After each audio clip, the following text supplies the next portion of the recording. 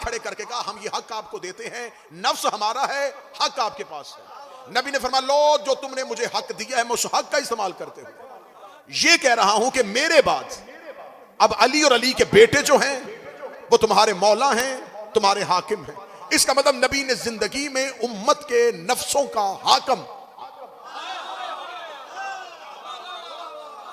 अली को बना दिया था। इसका मतलब है कि नबी ने ये आयत पढ़ी, पढ़ने के बाद मोमिनीन से इजाजत ली, लोगों से इजाजत ली कि मैं तुम्हारे नफूस का सबसे ज्यादा हकदार हूं, क्या तुम मुझे हक देते हो? सबने कहा देते हैं। फरमाया वही हक इस्तेमाल करते हो मैं तुम्हारे तमाम नफूस को सुपुर्द करता हूं इस सारे निजाम के, जिसका पहला अली है।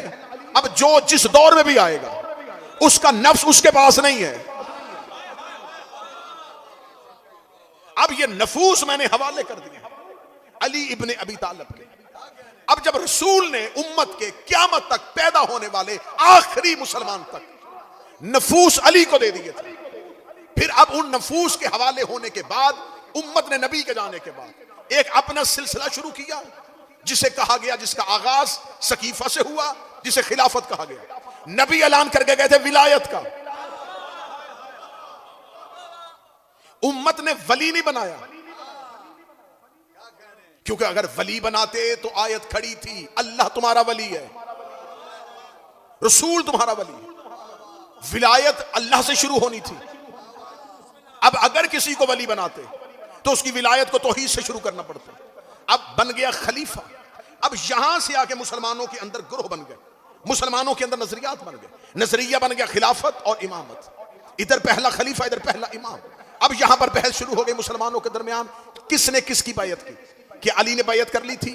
क्या हसन ने बैयत कर ली थी? हुसैन से मांगनी चाहिए थी कि नहीं मांगनी चाहिए थी? किस इमाम ने किस दौर के खलीफा की बैयत की?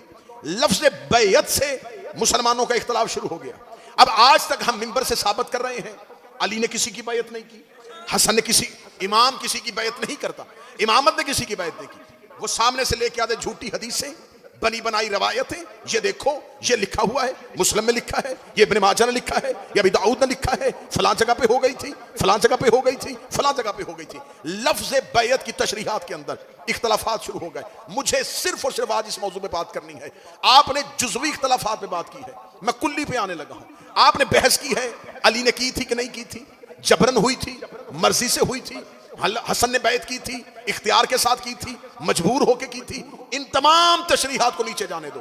पहले ये बताओ लफ्ज़ बैयत का मफहूम क्या है, समझिएगा और फिर इसमें बोलिएगा लफ्ज़ बैयत का मफहूम क्या है। बैयत बे ये ऐन ये इसका मस्दर है, बै से बैयत है, ये बाबे मुफाइला का वजन है। ये अकेला बंदा करवा ही नहीं सकता जब तक दूसरा करे ना। एक बंदा कहे कि मैं बैयत करवा रहा हूं और आगे से कोई ना करे तो लफ्ज़ बैयत का इतलाक ही नहीं, क्योंकि ये बाबे मुफाइला का वजन है। मुबाया, मुनाजिरा, मुकातिला, मुबाहिला, मुकालिमा। मुकालिमा अकेले का नहीं होता, मुनाजिरा अकेले का नहीं होता, मुबाहिला अकेले का नहीं होता, मुकातिला अकेले का नहीं होता, मुकाबिला अकेले का नहीं। तो मुबाया बैयत भी अकेले की नहीं होती। बैयत में दो की मर्जी जरूरी है। सिर्फ बैयत लफ्ज की तशरीह सुनिएगा, लफ्ज बैयत में दोनों की मर्जी जरूरी है। एक वो जो करवा रहा, दूसरा वो जो कर रहा। ये लफ्ज है बे ये ऐन बै। बै लफ्ज तकाजा कर रहा है खरीद और फरोख्त। ये लफ्ज बैयत खुद अपने मानी से जाहिर हो रहा है, यहां कुछ बेचना है कुछ खरीदना है। इसका मतलब ये बैयत वोट देने का नाम नहीं, ये हमेशा तब की जाती है जब कुछ बेचा जाए कुछ खरीदा जाए। बैयत हमेशा वो करवाता है जो दे सकता हो और हमेशा वो करता है जो ले सकता हो। अब अहले तसन्नुन की मोतबर किताबें उठाएं कि बैयत का तर्जमा क्या है। सब ने इब्ने असाकर से लेकर इब्ने सहाक तक सब ने लिखा कि बैयत का तर्जमा यह है खरीदो फरोख्त। किस चीज की? वो कहते जो बैयत करवाता है वो बैयत करने वाले से तीन चीजें खरीदता है।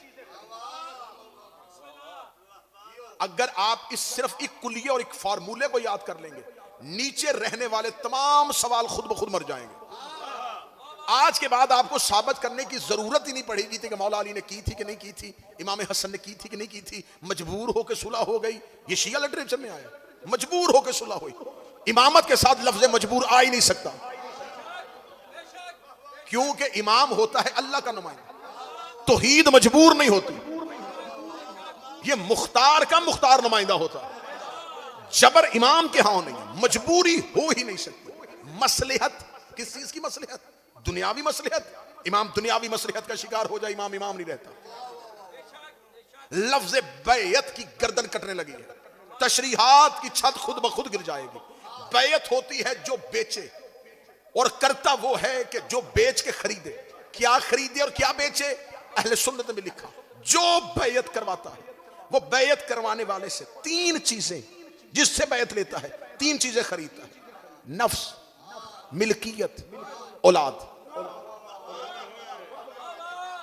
नफ्स, मिल्कियत, औलाद। आप शोबा वकालत से ताल्लुक, और जिसको बैयत जिससे लेता है उससे तीन चीजें खरीद के बदले में एक चीज बेचता है: जन्नत। खरीदता है तीन चीजें, बेचता है एक चीज। जब तक ये खरीदो फरोख्त ना हो, बैयत हो ही नहीं सकती। मैंने आपसे वादा किया था इसके नीचे होने वाली तमाम तशरीहात आज के बाद दम तोड़ जाएंगी। इसका मतलब है कि बैयत हमेशा वो करवाता है जो जन्नत देता हो, और वो बैयत करता है जिसने तीन चीजें बेचनी हो। अब इसके आगे कोई सवाल ना करना किसने किसकी बैयत की थी। बैयत करवाता ही वो है जो जन्नत दे सकता हो, और अगर वो जन्नत दे सकते होते तो हसन से क्यों कहते लिख दे हम जन्नत में चले जाए।